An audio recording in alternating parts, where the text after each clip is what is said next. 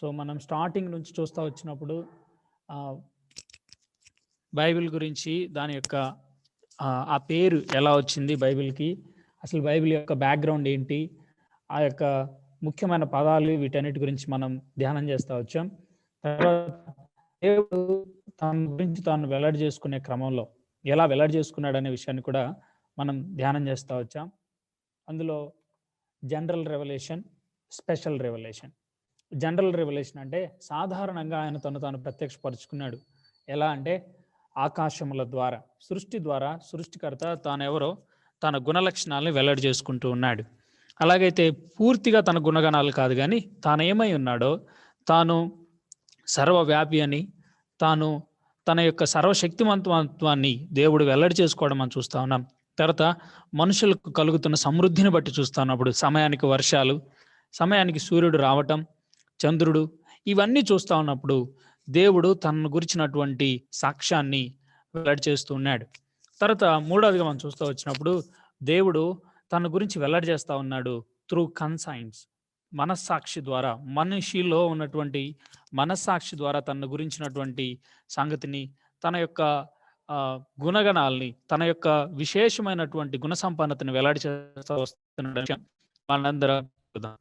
So ఇప్పుడు అది general revolution. ఈ సృష్టిలో ఉన్న ప్రతి మనిషికి జనరల్ రెవల్యూషన్ అది. బ్రదరు దేవుడి గురించి తెలియదు కదా వాళ్ళకి అంటామేమో, but God is revealing himself through all the possible ways. అన్ని విధాల, ఎన్ని విధాలుగా ఉంటాయి అన్ని విధాలుగా దేవుడు తను వెల్లడి చేసుకుంటున్నాడు. అయితే మనిషి దేవుణ్ణి వెతకడానికి, లేకపోతే దేవుణ్ణి కనుగొనటానికి ప్రాథమికంగా సహాయపడేది జనరల్ రెవల్యూషన్. అయితే స్పెషల్ రెవల్యూషన్, విశేషమైన ప్రత్యక్షత గురించి మనం ఆలోచన చేస్తున్నప్పుడు ఆయన తన కుమారుడిని యేసుక్రీస్తు ద్వారా తను వెల్లడి చేసుకుంటున్నాడు. తర్వాత లేఖనాల ద్వారా తాను వెల్లడి చేసుకుంటున్నాడు. తాను ఏమై ఉన్నాడో ఇదంతా వెల్లడి చేసుకుంటున్నాడు. సరే, ఇప్పుడు ఒక విషయం వెల్లడి చేయబడింది, చెప్పబడింది, మనం చూసాం. ప్రత్యక్షత, అపోకలిప్స్ అంటే చెప్పకపోతే తెలియదు, ఇంకా చెప్పకపోతే ఇక ఎప్పటికీ తెలియదు. సో దేవుడు తెలియజెప్పాడు. ఇప్పుడు తెలియజెప్పిన దాన్ని రాయాలి, మనుషులందరికీ అందించాలి. తన కుమారుడైన యేసుక్రీస్తు ప్రభువుని గురించినటువంటి సత్యాన్ని లేఖనాల ద్వారా, తన కుమారుడు ద్వారా ప్రత్యక్ష సత్యమంతా మనకి ఆ లేఖనాల ద్వారా 66 గ్రంథాల యొక్క సమాహారం ద్వారా మనకు అందిస్తూ ఉన్నాడు. దానికి రాయటానికి దేవుడు ఇన్స్పిరేషన్, ప్రేరణ, దైవ ప్రేరణ, గాడ్ బ్రీత్డ్ అవుట్, దేవుడు లేఖనాల్లో ఉన్నటువంటి, లేకపోతే తాను ప్రత్యక్షపరుచుకున్నాడు. ఈ ప్రత్యక్షతని ఈ పదాల్లో పెట్టడానికి ఏం చేశాడంటే దేవుడు ఆయా పాత నిబంధనేమో హెబ్రీ భాషలో మనం చూస్తూ వచ్చాం. హెబ్రీ భాషను ఎందుకు ఎన్నుకున్నాడు, హెబ్రీ భాష, అరామాయిక్ భాష గురించి మనం చూసాం. కొత్త నిబంధన గ్రీక్లో ఎందుకు రాపించాడు, అసలు ప్రైమరీ పర్పస్ ఏంటి, అసలు ఎందుకు రాయాలి, వేరు వేరు లాంగ్వేజెస్లో రాపించు కదా, వాటిలోనే ఎందుకు రాపించాడు దేవుడు అనే విషయాలు మనం చూసాం. సో అయితే ఈ భాషలో ప్రతి పదాన్ని ఏమేమి రాయాలో, ఏ పదం రాయాలో ఆ పదాన్ని దేవుడు ఆయన పర్యవేక్షణలో రచయితల ద్వారా ఎన్నుకొని, ఆ రచయితకి పలానా పదాన్ని ఎన్నుకొని రాయడానికి సహాయం చేస్తూ వచ్చాడు. ఆయన సూపరింటెండెంట్ చేశాడు. ఆయన పర్యవేక్షణలో, ఆయన ప్రేరణ ద్వారా రచయితలు రాస్తూ వచ్చారు. దాన్ని ఇన్స్పిరేషన్, డివైన్ ఇన్స్పిరేషన్ అని మనం చూసాం. సో ఈ డివైన్ ఇన్స్పైర్డ్ వర్డ్, లేకపోతే పరలోక సంబంధమైనటువంటి ప్రేరణ, దైవ ప్రేరణ ద్వారా రాయబడిన ఈ వాక్యం ఎలాంటిదంటే ఇనెరెంట్, పొరపాట్లు లేనిది అని మనం చూస్తూ ఉన్నాం. సో ప్రియమైన వారలారా, ఇప్పుడు మనం చూస్తూ ఉన్నప్పుడు దేవుని వాక్యం గురించి మనం చూస్తూ ఉండగా ఇది పొరపాట్లు లేనిది, ఐ థింక్ పొరపాట్లు లేనిది అని మనం చూస్తూ ఉన్నాం. సో ఇక్కడ మనం చూస్తే ఇది ఇంతవరకు అసలు పాత నిబంధన హెబ్రీ భాష, అరామైక్ భాషలో ఎందుకు రాపించాడు, కొత్త నిబంధన గ్రీక్ భాషలోనే ఎందుకు రాపించాడు, వీటికి సరైన ఆన్సర్సు గత సెషన్స్లో మనం చాలా వైడ్ రేంజ్లో ప్రభు కృపను బట్టి మనం ధ్యానం చేస్తూ వచ్చాం. సో మనం ఇన్నరెన్సీ ఆఫ్ ద బైబిల్, పొరపాట్లు లేని లేఖన సత్యం, దేవుడు ఎన్నుకొన్నాడు ప్రతి పదాన్ని, పొల్లుని, అక్షరంతో సహా ఆయన ఎన్నుకొని he gave authority to those words, or he breathed his life into those words. ఆ పదాలలోనికి తన జీవాన్ని ఊది అధికారాన్ని ఇచ్చాడు. అందుకని మానవుల జీవితాలను ప్రభావితం చేస్తున్నాయి, మానవుల జీవితాలని మార్చివేస్తున్నాయి. సో మనం చూస్తూ ఉన్నప్పుడు inspiration relates to the original manuscripts. మూల ప్రతులకు చెందినది దైవ ప్రేరణ అనేది. సో, తర్జుమాలు చేశారు. తెలుగులోకి బైబిల్ తర్జుమా చేశారు. సో, ఆ ప్రతి పదం ఎన్నుకున్నాడంటే కాదు గానీ, inspiration belongs to original manuscripts only. మూల ప్రతులకు చెందినది మాత్రమే దైవ ప్రేరణ అనేది. సో, నేను చెప్పే పదాలు అర్థం కాకపోతే, లేకపోతే ఇవి కొంచెం కన్‌ఫ్యూజ్డ్‌గా ఉంటే, ప్రియమైన వారలారా, ఇంతకుముందు జరిగినటువంటి గత 5 తరగతులను ఒకసారి మీరు చూస్తా వచ్చినప్పుడు, దేవుని వాక్యాన్ని గురించినటువంటి సంగతులని మీరు జాగ్రత్తగా అర్థం చేసుకోగలరు. సో, ఇప్పుడు మనం చూస్తున్నప్పుడు ఇన్‌హెరెన్సీ ఆఫ్ ద బైబిల్, పొరపాట్లు లేని లేఖన సత్యం అనే నిర్వచనాన్ని మనము పోయిన క్లాస్‌లో చూసాం. ముఖ్యంగా దాని ప్రాముఖ్యత, దాన్ని అసలు సంఘ పితరులు లేదా ఆదిమ సంఘ పితరులు విశ్వసించారా దానిని? అసలు ఇలాంటి విషయాన్ని విశ్వసించారా? వారి రచనలు ఏమన్నా ఉన్నాయా అనేది చూసాం. సో, పొరపాట్లు లేని లేఖన సత్యం అంటే అర్థం ఏంటో కూడా మనం చూస్తా వచ్చాం. సో, ఇప్పుడు మనము జస్ట్ ముందుకెళ్తా ఉన్నప్పుడు, ఒకవేళ దేవుని వాక్యంలో పొరపాట్లు లేవు, లేకపోతే పొరపాట్లు లేని లేఖన సత్యం అనే దాన్ని అంగీకరించకపోతే ఏం జరిగిద్దంటే, it will destruct the doctrinal statements. సిద్ధాంతపరమైన బోధ సమూలంగా కూడా పాడు చేయబడటానికి, లేకపోతే తృణీకరించబడటానికి కారణమవుతుంది. చూడండి, మనము ఆది ఆదాము గురించి మనం చూస్తున్నప్పుడు, ఫాల్ ఆఫ్ యాడమ్ అనేది కనుక రిజెక్ట్ చేస్తే, ఆదాము పడిపోయిన విషయాన్ని కనుక రిజెక్ట్ చేస్తే, ఇప్పుడు ఆది ఆదాముకి కడపటి ఆదామైన యేసు ప్రభు వారికి ఒక రిలేషన్ని మనం చదువుతూ ఉంటాం. కొరింథీయులకు రాసిన మొదటి పత్రికలో మనం చదువుతున్నప్పుడు, మొదటి ఆదాము కడపటి ఆదాము అని రిలేషన్ పెడతా ఉంటాడు. అయితే మొదటి ఆదాము అనే వ్యక్తే లేడు, ఆ వ్యక్తి పడిపోలేదు అని గనక ఇది సత్యం కాదు అని ఎవరైనా అంటే, అసలు ఇంక యేసుప్రభు వారి యొక్క దైవత్వానికి, యేసుప్రభు వారి యొక్క పునరుత్థానానికి సంబంధించిన విషయాలు, యేసుక్రీస్తు ప్రభు వారికి సంబంధించిన విశేషమైన అనేకమైన సంగతుల్ని తృణీకరించినట్లే అన్నమాట. సో, మనం గనక దేవుని లేఖన సత్యం, పొరపాట్లు లేని లేఖన సత్యం అని అంగీకరించకపోతే ఏం జరుగుద్దంటే, సిద్ధాంతపరమైనటువంటి విషయాల్లో తృణీకరణ మొదలైద్ది.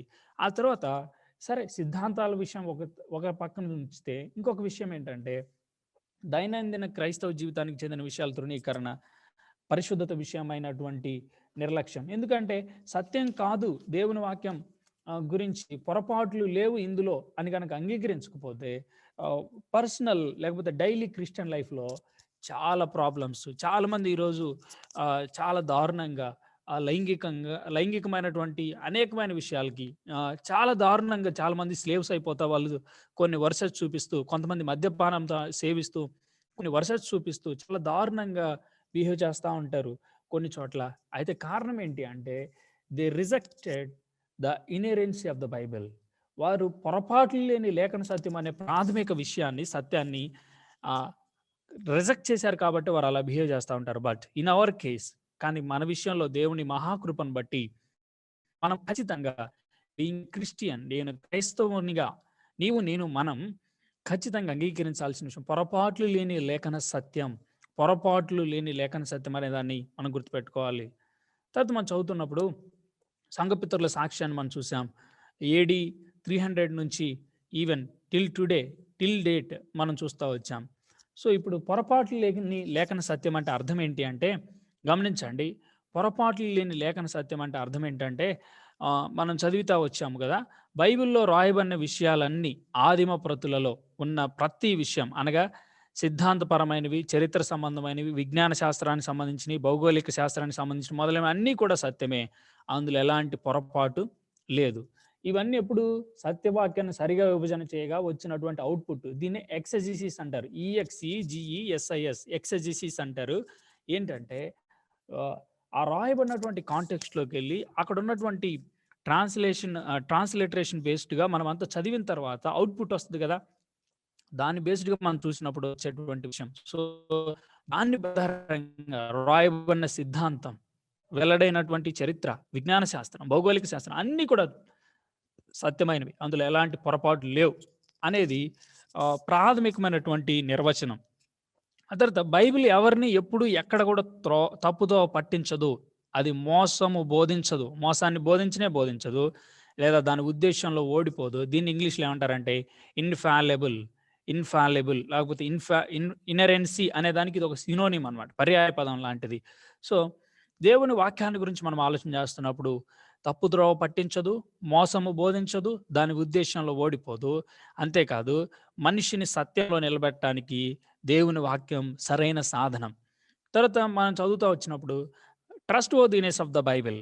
బైబిల్ యొక్క విశ్వసనీయతను మనం చూస్తా వచ్చినప్పుడు బైబిల్ గ్రంథం నమ్మదగినది గనుక విశ్వసించబట్టుకు తగినది. కానీ కొన్ని దుర్బోధనలను బట్టి ప్రతి పదాన్ని స్పష్టంగా వివరించాల్సి వస్తుంది. నేను పోయిన వారము యోహాను సువార్త 1వ అధ్యాయం 1వ వచనాన్ని ఎలా వక్రీకరించి చెప్తారో అక్కడ ఒక ఆర్టికల్ పెట్టి దాన్ని ఎంత దారుణంగా ట్రినిటీ అనే విషయాన్ని, లేకపోతే త్రిత్వం అనే విషయాన్ని ఎంత దారుణంగా తృణీకరిస్తూ ఉంటారో యెహోవా సాక్షులు అనే విషయాన్ని నేను గత వారం ప్రభు మన మధ్యలోనికి ఆ విషయాన్ని ప్రస్తావించడానికి సహాయం చేశాడు. సో ఇది ప్రాథమికమైనటువంటి అర్థం. సో ఇప్పుడు మనం ఏం చేయబోతాం అంటే, మనం ఎందుకు పూర్ణ పొరపాటు లేని దానిగా బైబిల్ నమ్మాలి? అసలు పొరపాటు లేని ఒక సంపూర్ణమైన పరిపూర్ణమైన ద పర్ఫెక్ట్ అని ఎందుకు నమ్మాలి అంటే, గమనించండి. మొదటిగా ఇక్కడ కొంచెం లాజిక్ అప్లై చేయండి. ఇప్పుడు ఒక పాలున్నాయి, పాలల్లో విషం కలిపారు. ఆ పాలలో నుంచి ఒక డ్రాప్ తీశారు, చెప్పారు దీంట్లో విషయం లేదన్నారు. నమ్ముతారా?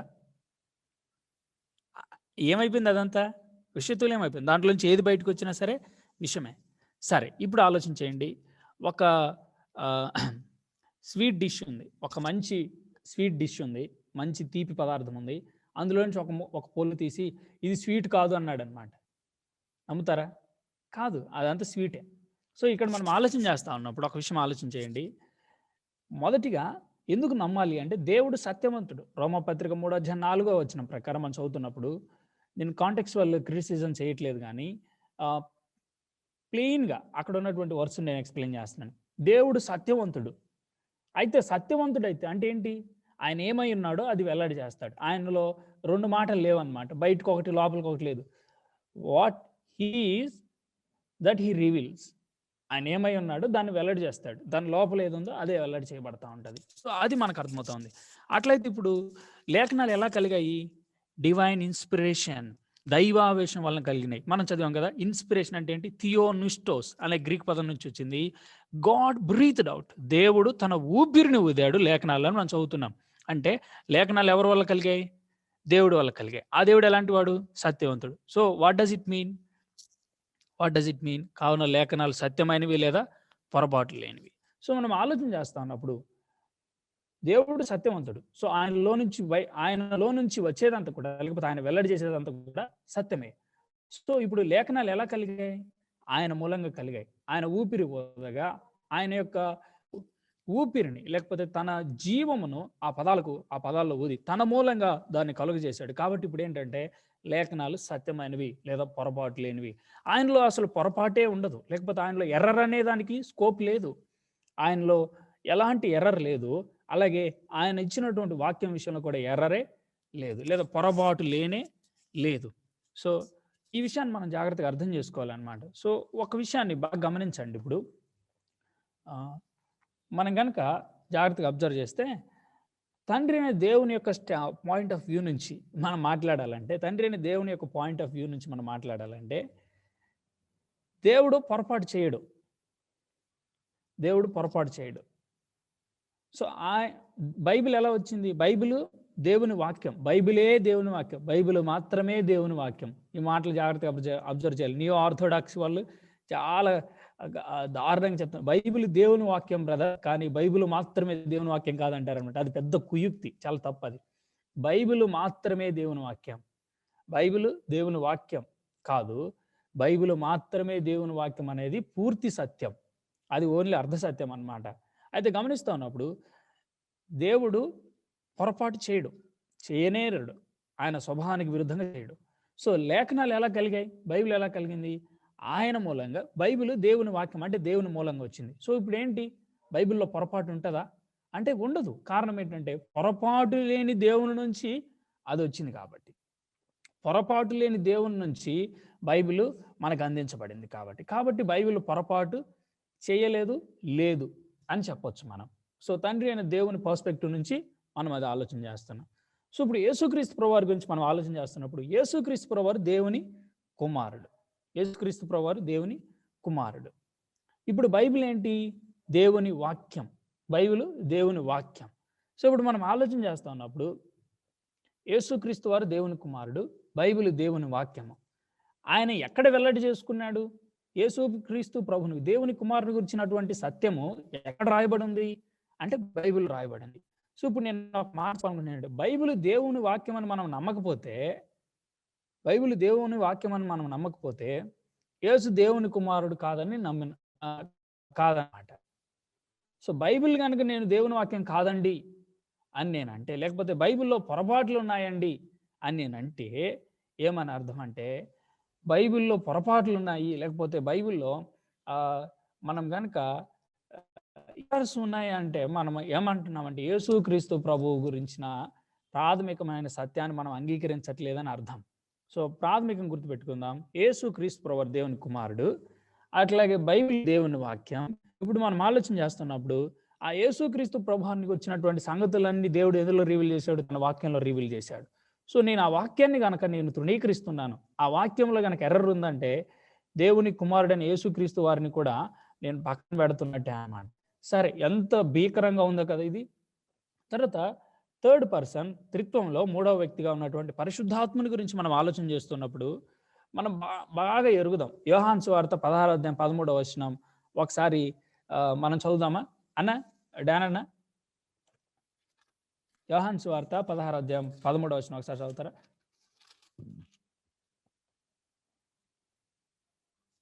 అయితే ఆయన అనగా సత్యస్వరూపి అయిన ఆత్మ, ఏ ఆత్మ? బోల్డ్ లెటర్లో రాశాడు చూసారా? ఆత్మ వచ్చినప్పుడు మిమ్మల్ని సర్వసత్యంలోనికి నడిపించును. ఆయన తనంతట తాను ఏమీను బోధింపక వేటిని వినునో వాటిని బోధించి సంభవింపబో సంగతులను మీకు తెలియజేయను. సో ఇది మనకు అర్థమవుతున్న విషయం. సో ఆయన సత్యస్వరూపియగు ఆత్మ అని పిలువబడుతున్నాడు. అంటే ఆయనలో తప్పు లేదు, తప్పు చేయడు, తప్పు చేయడానికి ఆస్కారమే లేదు అనే విషయం మనం ఇక్కడ చూస్తూ ఉన్నాం. తప్పు చేయడానికి ఆస్కారమే లేదు అని మనం చూస్తాం. సత్యానికి మూలమైన వ్యక్తి, లేకపోతే సత్య స్వరూపి, సత్యానికి స్తంభం లాగా సత్యానికి మూలమైన వ్యక్తి పొరపాటు చేయలేడు. సో ఇప్పుడు మనం ఆలోచన చేస్తున్నప్పుడు దేవుని మాటలు, లేకపోతే దేవుని వాక్యం ఎలా రాయబడింది? అండర్ ద సూపరింటెండెంట్, లేకపోతే పరిశుద్ధాత్మ దేవుని యొక్క పర్యవేక్షణలో రాయబడింది. అంటే అర్థం ఏంటి? పొరపాటు లేని ఆయన తన పర్యవేక్షణలో పొరపాటును అనుమతిస్తాడా? లేదు. సో మనకు అర్థమవుతున్న విషయం ఏంటంటే, కాబట్టి బైబిల్ పొరపాటులో ఉండనేరదు, అసలు బైబిల్లో పొరపాటు ఉండదు అని మనం చెప్పవచ్చు అనమాట. సో తండ్రి అయిన దేవుడు, కుమారుడైన దేవుడు, పరిశుద్ధాత్మ దేవుడు, మన దేవుడు ఒక్కడే. ఆ దేవుడు తనను తాను ముగ్గురు వ్యక్తులుగా వెల్లడి చేసుకున్నాడు. ఆ ముగ్గురు వ్యక్తుల్లో తండ్రి అయిన దేవుడు, కుమారుడైన దేవుడు, పరిశుద్ధాత్మ దేవునిగా తను తాను వెల్లడి చేసుకున్నాడు. ఈ ముగ్గురు ఏకీభవించి ఉన్నారు. ఇది క్రైస్తవ ప్రాథమికమైన సిద్ధాంతం.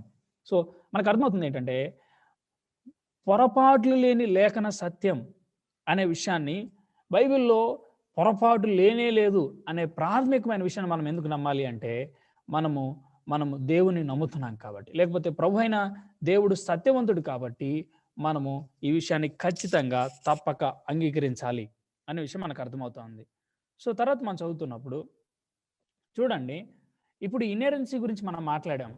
అయితే ఇన్హెరెన్సీ గురించి మనం మాట్లాడుతూ ఉన్నప్పుడు కొన్ని విషయాలు, ఇన్హెరెన్సీ వేటిని ఎలో చేస్తూ ఉంది, వేటిని ఇన్హెరెన్సీ అనుమతిస్తుంది అనే విషయాలు మనం చూస్తూ ఉన్నప్పుడు చూడండి, ఇప్పుడు యోహాను రాస్తా ఉన్నప్పుడు తను రోమియులని, యూదులని, గ్రీకులని దృష్టిలో పెట్టుకొని లగోస్ అనే ఒక మాట వాడుతూ వచ్చాడు. వాక్యము అంటే ఆ ముగ్గురు వ్యక్తులు కనెక్ట్ అవుతూ ఉంటుంది లగోస్ అనే పదం వాడంగానే. అయితే లూకా చాలా హై స్టాండర్డ్లో రాస్తా వచ్చాడు. అలాగే మత్తయి జూయిష్ పరిభాషలో అర్థమయ్యేటట్లు రాస్తా వచ్చాడు. మార్కు ఇంకొక స్టైల్లో రాస్తా వచ్చాడు. సో మనకు అర్థమవుతుంది ఏంటంటే, inerrancy allows various styles of writing the scriptures. ఈ యొక్క పొరపాట్లు లేని లేఖన సత్యం అనేది శైలిలో వివిధ రకాలైన విషయాలను అనుమతిస్తుంది, వివిధ రకాల రచనా శైలిని అనుమతిస్తుంది అనే విషయం మనకు అర్థమవుతుంది. సెకండ్ విషయం ఏంటంటే, ఇప్పుడు యాయిరు కుమార్తె గురించి మత్తయి ఎక్స్ప్లెయిన్ చేశాడు, తర్వాత ఇంకొక సువార్త గ్రంథంలో కూడా ఎక్స్ప్లెయిన్ చేశారు. సో ఈ రెండు యాజ్ ఇట్ ఈజ్గా సేమ్గా ఉండాలా, లైన్ టు లైన్. అక్కడ ఏం పదం ఉందో ఇక్కడ అదే పదం, అక్కడ ఎవరెవరు ఉండరు, ఈ same line to line same ఉండాలా అంటే లేదు. ఒకే విషయాన్ని వివరించడంలో వివిధ రకాల విషయాలను అనుమతించవచ్చు.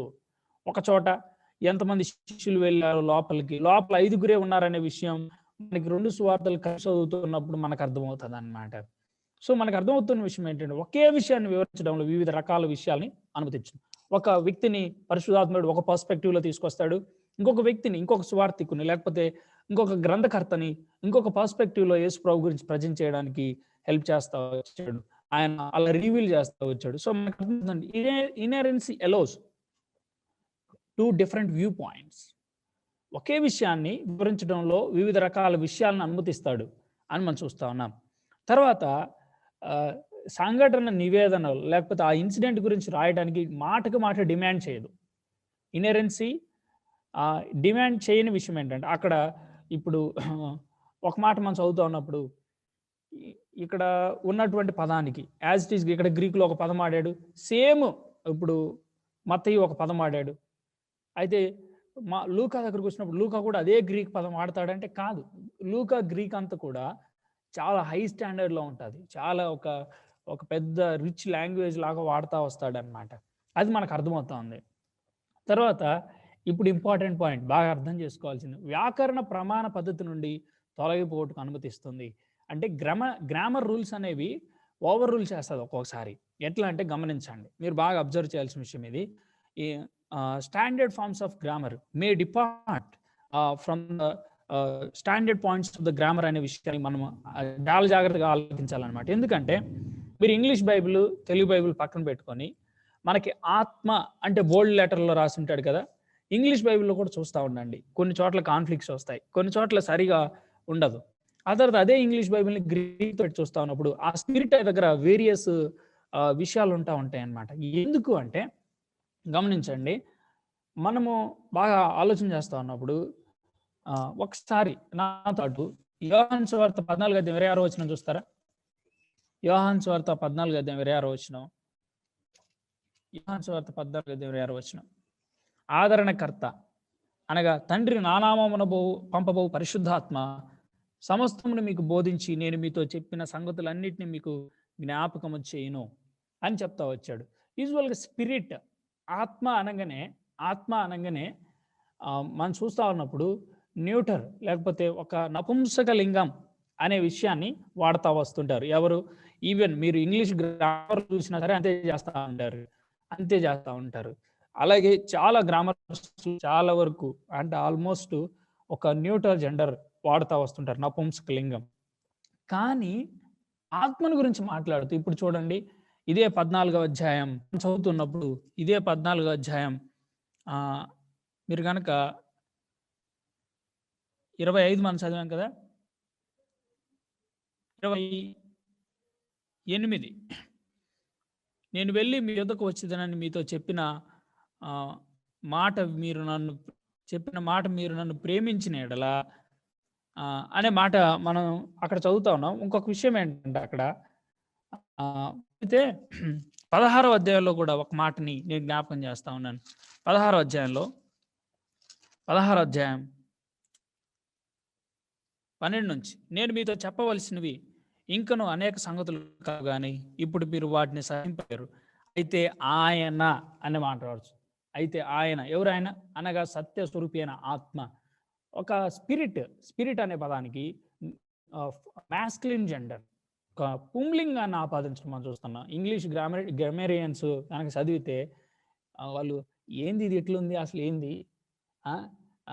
న్యూట్రల్ జెండర్కి ఏంటి ఇక్కడ మాస్కులిన్ పెట్టాడు అంటారు. But inerrancy allows to depart from the standard forms of grammar అనే విషయాన్ని మనం అంగీకరించాలన్నమాట. ఎందుకు అంటే పరిశుద్ధాత్మ దేవుడు వాటిని అలా రాయించడానికి ఆయన పర్యవేక్షణలో ఆయన అనుమతించాడు. కాబట్టి మనకు అర్థమవుతున్న విషయం inerrancy allows to depart from the standard forms of the grammar. ఒక చోట మామూలుగా అంటే స్పిరిట్ అంటే న్యూట్రల్ జెండర్ లేకపోతే నపుంసకలింగం వాడుతుంటారు. కానీ ఈ ప్రభు యొక్క ఉపమానాల్లో, ప్రభు యొక్క అనేకమైనటువంటి సంగతుల్లో ప్రభు రాబో పరిశుద్ధాత్మని గురించి చెప్తా ఉన్నప్పుడు ఆయన మాస్కులిన్ జెండర్ను వాడటం చూస్తూ ఉన్నప్పుడు inerrancy allows to depart from the standard forms of the grammar అనే విషయం మనకు అర్థమవుతూ ఉంది. తర్వాత మనం వెళ్తే సమస్యాత్మక లేఖన భాగాలను అనుమతించును. ఇదేంటి కాంట్రడిక్షన్ లాగా ఉంది, ఇదేంటి ఇలా ఉంది అనే విషయాలు మనం చూస్తాము. ఈ క్లాసులో మనము అలాంటి క్వశ్చన్స్ కూడా చూడబోతా ఉన్నాం. తర్వాత బాగా గుర్తుపెట్టుకోవాల్సిన విషయం ఏంటంటే, లేఖన భాగం అసత్యాన్ని బోధించటం కానీ విరుద్ధతలు కలిగి ఉండటం కానీ అనుమతించదు. బైబిల్ ఎప్పుడు కూడా అసత్యాన్ని బోధించదు, అలాగే కాంట్రడిక్షన్స్ ఎప్పుడు కూడా చెప్పదు. ఒకదానికొకటి విరుద్ధం అస్సలు ఉండదు. కాంట్రడిక్షన్ అనిపిస్తూ ఉందంటే ఏంటంటే, మనం మళ్ళీ మళ్ళీ చదివితే మంచిదేమో అని మెసేజ్ అన్నమాట. సో దేవుని వాక్యంలో అసత్యం లేదు, కాంట్రడిక్షన్స్ కూడా లేవు ప్రియులారా. కాంట్రడిక్షన్స్ కూడా లేవు అనే విషయాన్ని గ్రహించి మనం దేవుని వాక్యాన్ని జాగ్రత్తగా చదవాల్సిన వారమైనా. ఆ తర్వాత మనం చూస్తే దీని తర్వాత ఒక విషయాన్ని నేను ఇక్కడ ఎక్స్ప్లెయిన్ చేస్తా ఉన్నాను. ఇప్పుడు దాకా మనం చూసాం ఇన్హెరెన్సీ ఎల్లో చేసే విషయాలు ఏంటి అనే విషయాన్ని మనం చూస్తూ వచ్చాం. సో ఇక్కడ మనం ఇన్హెరెన్సీ గురించి చూస్తూ ఉన్నప్పుడు వేరే స్టైల్స్ని ఎల్లో చేస్తుంది, తర్వాత ఒకే విషయాన్ని గురించి వివిధమైన కోణాలని ఎల్లో చేస్తుంది, తర్వాత ఒకే విషయాన్ని గురించి వర్డ్ టు వర్డ్ డిమాండ్ చేయదు. ఆ తర్వాత grammatical standard forms of grammar నుంచి పక్కకి వెళ్ళొచ్చు. ఆ తర్వాత సమగ్రమైన లేఖన భాగాలు ఉంటాయి. ఇంకొక విషయం ఏంటంటే, లేఖన భాగం అసత్యాన్ని బోధించడం కానీ విరుద్ధతలు కలిగి ఉండటం కానీ ఎన్నటికీ జరగని పని అనమాట. సో తర్వాత మనం చూస్తున్నప్పుడు లాస్ట్గా ఐ థింక్ మనకి ఇంకా 15 minutes టైం ఉంది. You can continue తమ్ముడు, you have 15 minutes. ఎస్ అన్న, థ్యాంక్ యూ. సో మనం చదువుతున్నప్పుడు యేసుక్రీస్తు ప్రభు వారికి దేవుని వాక్యానికి మధ్య సంబంధాన్ని ఇన్హెరెన్సీ గురించి మనం చదువుతున్నప్పుడు బాగా అబ్జర్వ్ చేయండి. ఇన్కార్నేషన్ లేకపోతే శరీర ధారణ అనేది యేసుక్రీస్తు ప్రభు వారి గురించి చూస్తున్నప్పుడు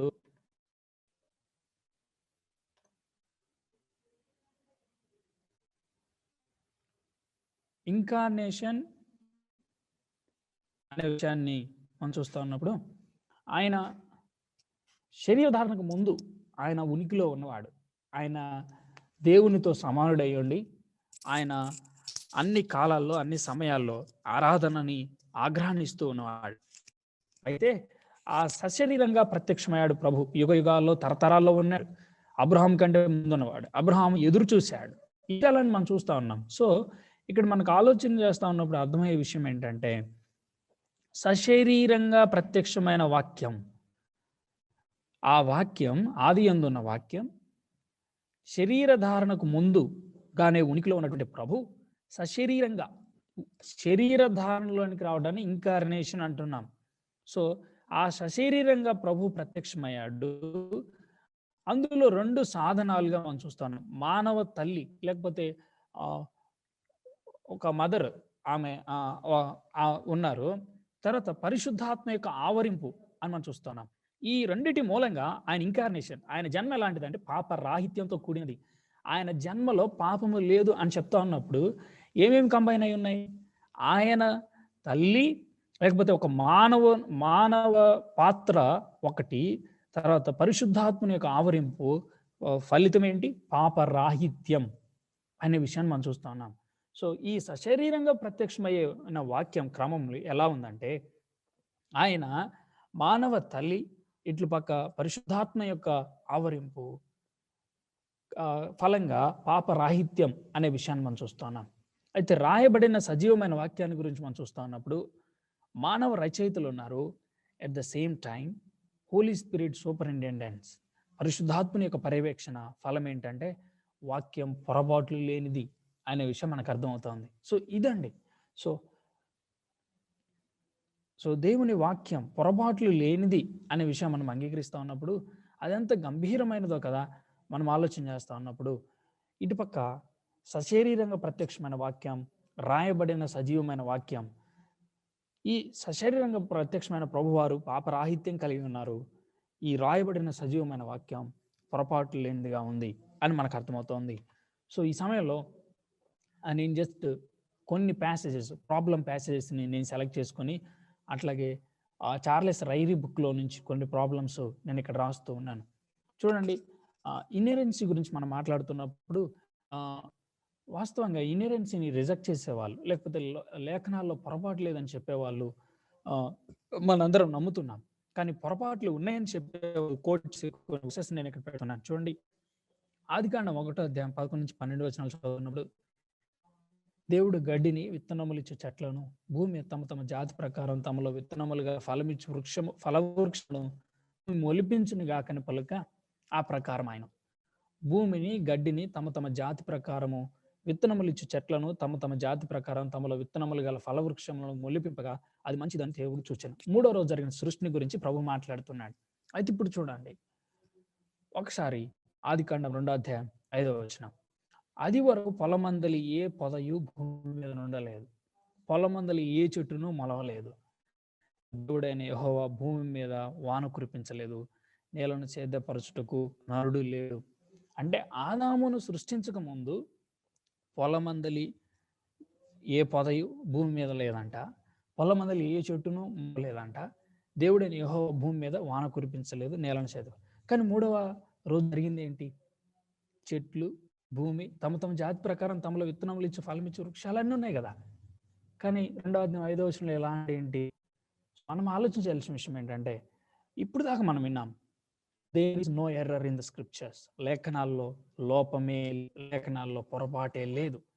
ఈ విషయాన్ని మనం స్ట్రాంగ్గా నమ్మాల్సిన కారణం ఏంటంటే, మనము పొరపాటుని ఉంది అనే మైండ్తో మనం ఉంటే మనం ఖచ్చితంగా దాని గురించిన సరైన శోధన చేయకుండా పక్కకి వెళ్ళిపోతాం అనమాట. ఇక్కడ మనం ఆలోచన చేస్తా ఉన్నప్పుడు సరైన రైట్ ప్రిన్సిపల్స్ తోటి కనుక మనం అప్లై చేస్తే మనకు అర్థమయ్యే విషయం ఒకటి, ఇది సృష్టిని గురించి మాట్లాడుతున్నాడు. ఇక్కడ బాగా అబ్జర్వ్ చేయండి, పొలము తర్వాత భూమి మీద వాన కురిపించలేదు, నేలను సేద్యపరచుటకు. ఇదంతా కూడా ఒక మనుష్యుడు తన అవసరం కోసం పొలమే ఉంటుంది కదా, ఆ పొలాన్ని గురించి మాట్లాడుతున్నాడు.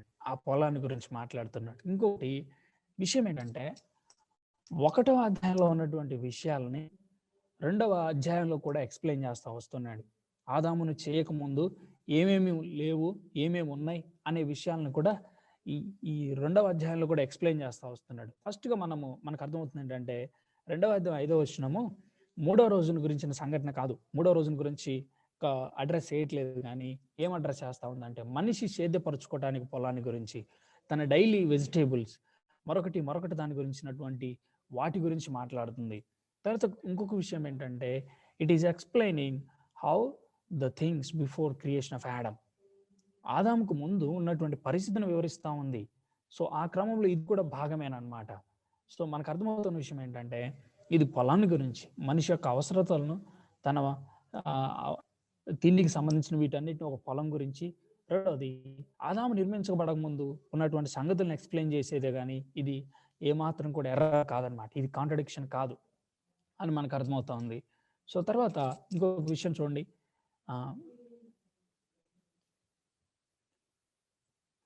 నేను టైం చూస్తా ఉన్నాను. సో ఇక్కడ మనం చూస్తే సంఖ్యాకాండం 25వ అధ్యాయం 9వ వచనంలోనేమో 24,000 మంది ఆ తెగులు చేత చనిపోయారు అన్నాడు. కానీ కొరింథీయులకు రాసిన మొదటి పత్రిక 10వ అధ్యాయం 8వ వచనంలో, మరియు వారి వలె మనం వ్యభిచరింపక ఉందాము, వారిలో కొందరు వ్యభిచరించినందున ఒక్క దినముననే 23,000 మంది కూలిరి అంటున్నాడు. ఒక్క దినమందే 20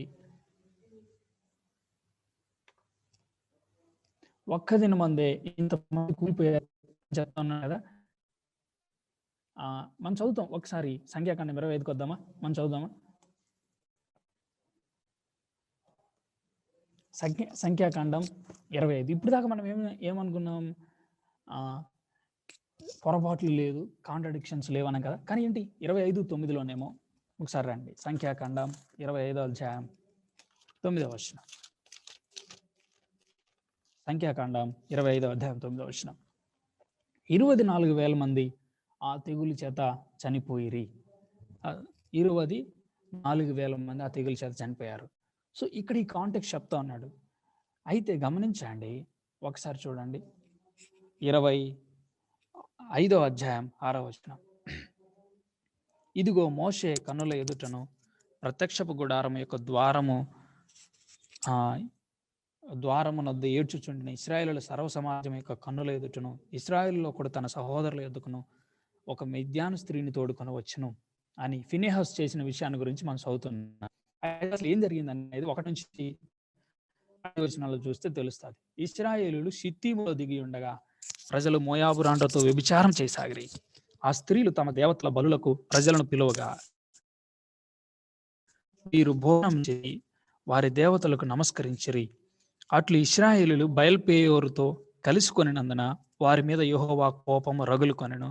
అప్పుడు యెహోవా మోషేతో ఇట్లను, నీవు ప్రజల అధిపతులను అందరినీ తోడుకొని, జాగ్రత్తగా గమనించండి, నీవు ప్రజల అధిపతులను అందరినీ తోడుకొని యెహోవా సన్నిధిని సూర్యునికి ఎదురుగా వారిని ఉరితీయము.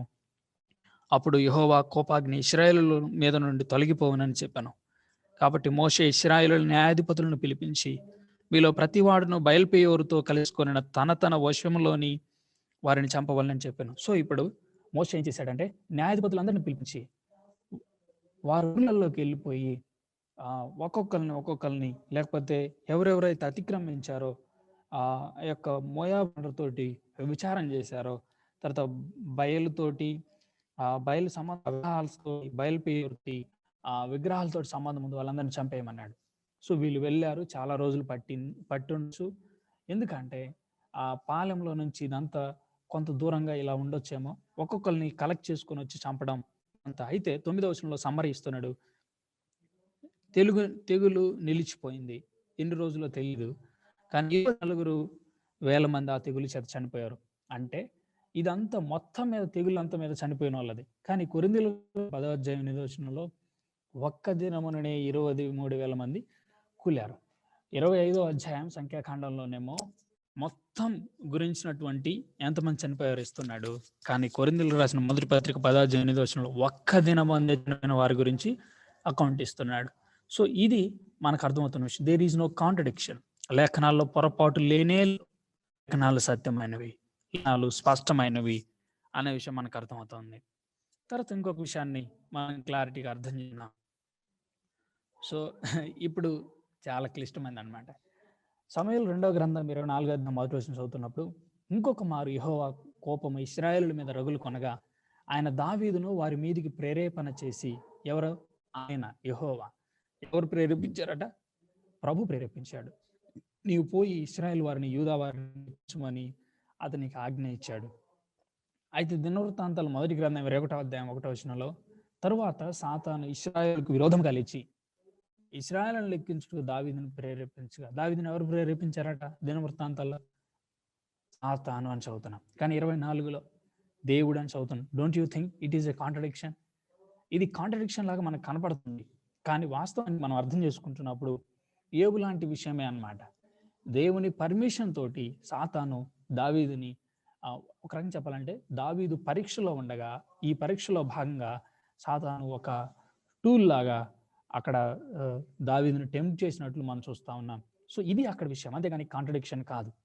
ఆ తర్వాత మనం చదువుతున్నప్పుడు ఇదే సమూయేలు 2వ గ్రంథం 24వ అధ్యాయం 9వ వచనం ఏముంది? అప్పుడు యోవాబు జనసంఖ్య వెరసి రాజునికి అప్పగించను, అంటే లెక్క అంతా కట్టేసి ఇచ్చాడు. ఇశ్రాయేలులో కత్తి దూయగల 8 లక్షల మంది యోధులు ఉన్నారు. ఎంతమంది? ఇశ్రాయేలులో 8 లక్షల మంది, యూదా వారిలో 5 లక్షల మంది. సో సమూయేలు 2వ గ్రంథం 4వ అధ్యాయం 9వ వచనం ప్రకారం ఇశ్రాయేలులో కత్తి దూయగల వారు 8 లక్షల మంది, అట్లాగే యూదా వారిలో 5 లక్షల మంది.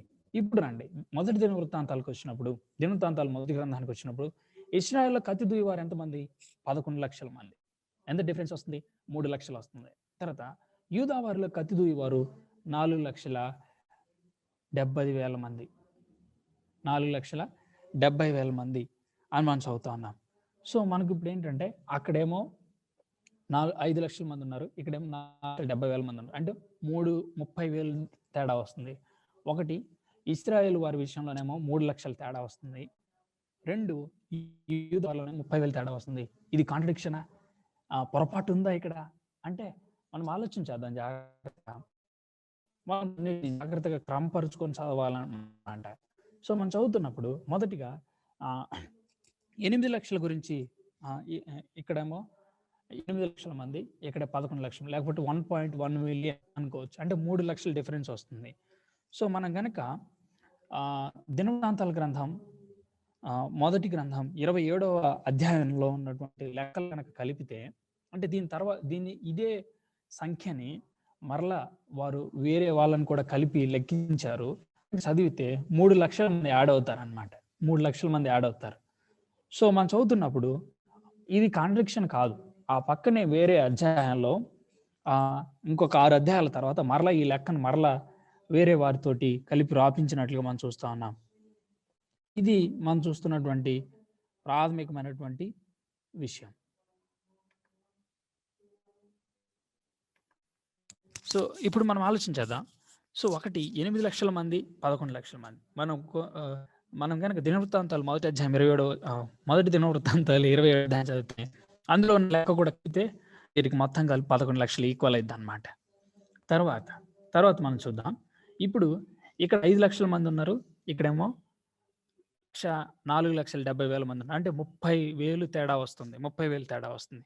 మనం కనుక సమూయేలు 2వ గ్రంథం 6వ అధ్యాయం 1వ వచనం చదివితే, సమూయేలు 2వ గ్రంథం 6వ అధ్యాయం 1వ వచనం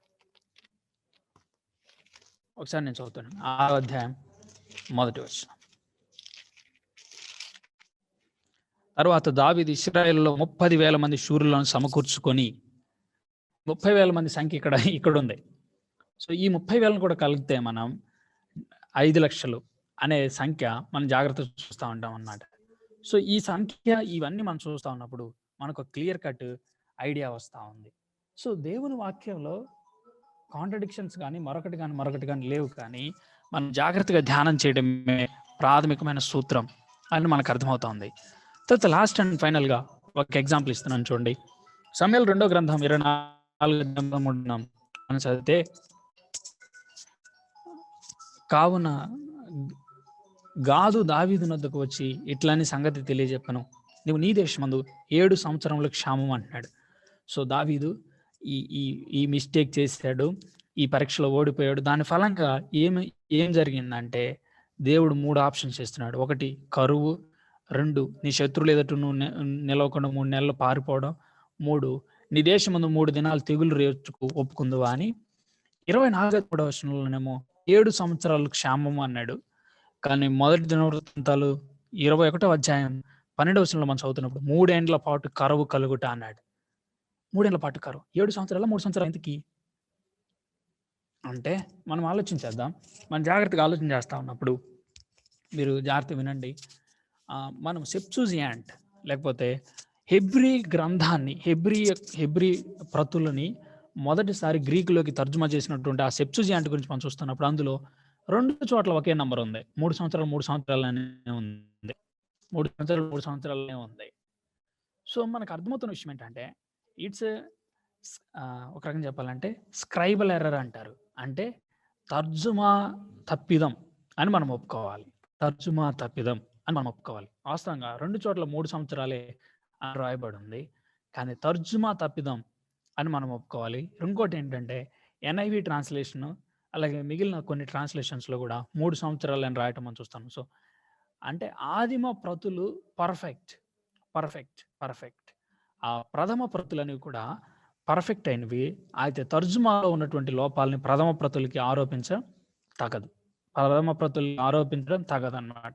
సో కమింగ్ క్లాసులో మనం ఒక విషయాన్ని నేర్చుకోబోతున్నాం. ప్రథమ ప్రతులు ఉన్నాయా, ఉంటే వాటి యొక్క సంగతి ఏమిటి అనే విషయాన్ని నెక్స్ట్ క్లాస్లో మనం నేర్చుకోబోతా ఉన్నాం. సో ఇవన్నీ ఒక మచ్చుకు కొన్ని ఎగ్జాంపుల్స్ అన్నమాట. సో పాఠం ఏంటంటే ఈ లెసన్లో లేఖనాల్లో పొరపాటు లేదు. లేఖనాలు చెప్తున్నంత సత్యమే. పరిశుద్ధంగా ఉండమంటే పరిశుద్ధంగానే ఉండాలి, ఇంక వేరే ఆప్షన్ ఇవ్వట్లేదు. తర్వాత పొరపాటు లేని వాక్యాన్ని ప్రేమిద్దాం, చక్కగా ధ్యానిద్దాం. ఎవరిలోనన్నా పొరపాటు ఉందంటే మనం వెంటనే పక్కన కదా, మరి పొరపాటు లేని వాక్యం కదా మనం కలిగి ఉంది. ఆ వాక్యాన్ని ప్రేమిద్దాం, ఆ వాక్యాన్ని ధ్యానిద్దాం. సో ప్రియమైన వారలారా, ఈ సమయంలో మనం ఒక విషయాన్ని ఆలోచించేద్దాం. దేవుని వాక్యాన్ని పొరపాటు లేనిది. ఆ బ్రదరు పలానా విషయం నేను బైబిల్ ఇలా చెప్తుంది అంటే నమ్ముదాం అంతే. బికాస్ దేవుని వాక్యం చెప్తుంది, అందులో పొరపాటు లేదు. నాలో ఉంటుందేమో పొరపాటు, కానీ చెప్పిన నాలో పొరపాటు ఉండొచ్చేమో, కానీ దేవుని వాక్యంలో పొరపాటు ఉండదు. ఒక వాక్యాన్ని నేను గనక తప్పుగా చెప్పానంటే, తప్పుగా చెప్పిన నాది తప్పు గాని, దేవుని వాక్యానిది కాదనమాట. సో, బాగా అర్థం చేసుకుందాం మనం. దేవుని వాక్యం పొరపాటు లేనిది. ఎంత పర్ఫెక్టో అంత పర్ఫెక్ట్ వాక్యాన్ని, అంత నిఖార్సైన వాక్యాన్ని, చక్కని వాక్యాన్ని మనం ప్రేమిద్దాం, చక్కగా ధ్యానిద్దాం.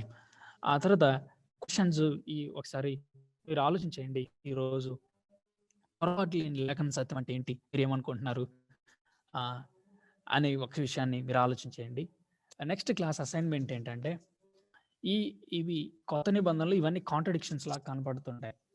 మనం చూస్తా ఉన్నప్పుడు మత్తయి సువార్త 10వ అధ్యాయం మొదటిది ఏంటంటే కర్ర, జోలె ఇవి తీసుకెళ్ళటం అనమాట. ఒక చోట ఒకటి ఉంటాయి, ఇంకొక చోట కొన్ని మిస్ అవుతుంటాయి అనమాట. సో, వాటి గురించి కాంట్రడిక్షన్ అని చెప్తా ఉంటారు. దాన్ని ఎలా డీల్ చేయబోతున్నారు? తర్వాత మనం గనుక ఆవ గింజ గురించి చూస్తుంటాం కదా! అంటే యేసుప్రభు వారు ప్రపంచంలో కల్లా అది చిన్న గింజ, ఆవ గింజ అని చెప్తున్నాడా? లేకపోతే ఏం చెప్తా ఉన్నాడు? అనేది. ఆ తర్వాత మూడో దాంట్లో మనం చూస్తా ఉన్నప్పుడు ఎరుకో దగ్గర ఉన్నటువంటి గుడ్డి వారి సంగతిని మనం చూస్తా ఉంటాం. ఒక చోటేమో ఇద్దరని ఉంటది, ఒక చోటేమో ఒక్కడని ఉంటది. ఇంతకు ఇద్దరా ఒకరా? ఈ విషయాన్ని మనము అసైన్‌మెంట్‌లో మనం మనందరం కలిసి వర్క్ చేద్దాం. సో, వచ్చే వారానికి చేసుకొని రండి. తర్వాత జకర్యా యొక్క తండ్రిని గురించి మనకి ఇక్కడ ఒక క్వెషన్ ఉంటదన్నమాట. 4వ దాంట్లో మత్తయి సువార్త 27:9-10 వచనాలు. తర్వాత మార్కు సువార్త